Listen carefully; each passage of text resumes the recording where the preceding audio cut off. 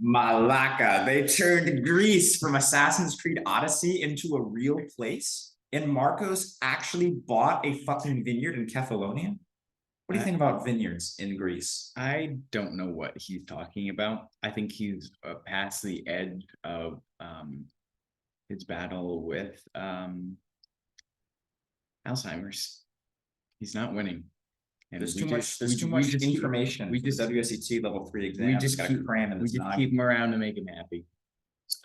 But let's get real. Let's get greasy. See what I said? So Greece. I feel like sort of an underrated wine growing region, especially considering prominence in the old world. I think Greece has a lot of potential, and there's some interesting wines coming out of this region. All right. So we're in Greece. We are in the heart of the Mediterranean climate. So obviously we're going to have a hot Mediterranean climate. Who would have figured? So our coastal areas, in order to mitigate this heat, our coastal areas are going to have mitigation from the Aegean, from the Mediterranean. And one big concern here is that no matter where you are in Greece, altitude and wind can destroy your unprotected vines. So as we'll talk about later, there are special ways you can train your vines. And much of Eastern Greece actually is under the threat of drought. So water concerns are a big concern there.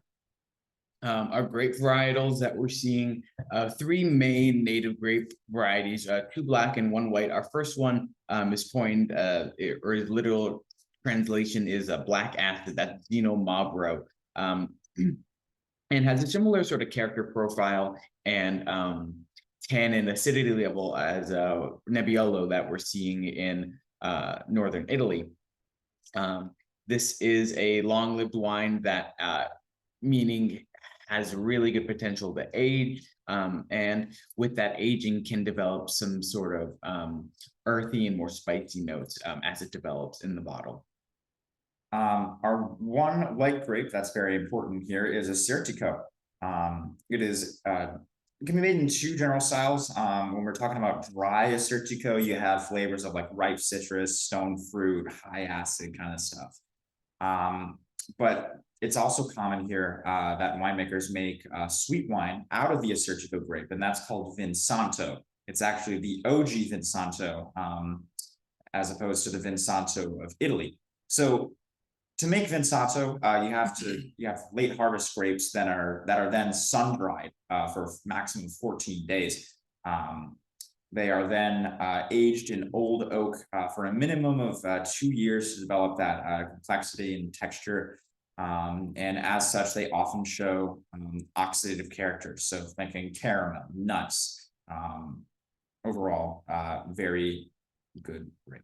Our last one is Ayoritico, which is a wine that develops a nice deep ruby color and does have high tannins, but they're smoother on the palate, perhaps not as abrasive as something that we might see in like a Zino Mavro or maybe a Cabernet Sauvignon. We're having a lower to moderate acidity with this grape, and we have notes of sweet spice with a red fruited character overall. We can go then into our Greek wine laws. They're pretty generic. They just use a PDO and a PGI system. And when exporting, you might see the label protected designation of origin, PDO, or appellation d'origine de qualité supérieure is a label you might see, which essentially means it's still on that PDO level. While domestic wines, you may see prostabiomenti of onomasia prolephysis, very Greek. So you might see that on a non-exported bottle that you might buy within the country. And then they also have PGI level 1. So some big regions we got to talk about. Just like there's 3 grape varietals that are big here, you need to know 3 very important PDOs. Starting off with Nausa, if that's how you say it. It is the northern region of Macedonia. You have high altitude vineyards here, so you have that cooling influence of altitude. And the PDO wine, so you'll see it on the label, is probably Nausa PDO, is made with just the grape Zino Mavro.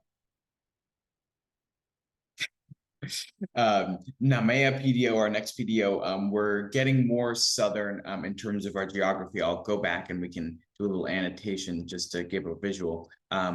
Here is Nausa, here is Nemea, and then down, I believe, around here is Santorini, just for reference. Yep, just for Isle. So we're moving more southern as we go and explore our PDOs. Our next one, though, is Nemea, which, like I said, is north of the Peloponnese, which is sort of the land structure just south of this PDO. And we're just using our black grape Ayoritico with these vineyards having an extremely wide array of altitudes. Some are as low as 200 meters, while some can get as high as 900 meters. And we're seeing our best examples coming out of that 400 to 600 meter range, right in that sort of middle slope, like we know is known for, at least in the old world, producing our best and most high quality grapes. Wine is generally going to be drank young, but some of our premium examples, like I said, coming from this mid slope range, may have a deeper color and a little bit more tannin with slightly smoother characteristics, lower acid, and more red fruited notes with nice spice characteristic as well. Finally, the island of Santorini. This isle is right on the Aegean Sea. It's a windswept volcanic island, and the winds can provide a cooling effect. However, they're so strong that you actually need to train your vines in a little special basket weave. You see at the bottom of the page there. That's what the basket weave looks like. So you have the all the leaves and the wood on the outside, and the grapes actually grow on the inside of the little weave, protecting them from damage. The Santorini PDO covers both red and white wine. However, wines made from Assyrtiko, our one white grape, have the highest renown here in Santorini.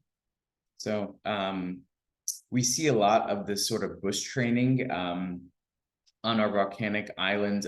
We see a lot in the Azores where vines are trained low to the ground in sort of a formation like this to sort of combat against the wind. So common technique. And I think we've referenced it a lot up to this point. So I think we have, yeah. This is the real thing. Big reveal. But it's been real. Keep it real, real people. We'll talk about more wine next time. More wine. More wine.